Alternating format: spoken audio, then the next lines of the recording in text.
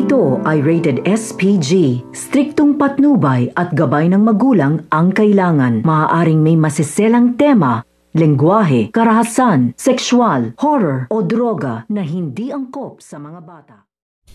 Ang kaisa-isahang tagapagmana nito nga ni Ramon sa kanyang mga negosyo.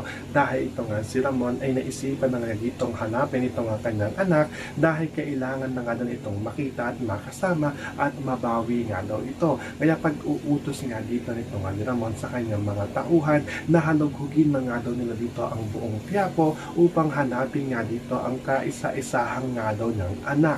At sumasang-ayon naman dito ito nga si Don Julio dahil wala na nga daw tagapagmana ng kanilang mga kayamanan at kanilang mga negosyo kung hindi ito nga daw anak nito nga daw ni Ramon, at hindi nga ito magugustuhan ito nga ni Olga at ang kanyang anak dahil siya nga daw dito o sila nga daw ang tagapagmana at karapat dapat na magmana ng lahat ng kayamanan ng kanilang pamilya. So pakakaabangan nga natin dito ang paghahanap dito nga kay Tanggol.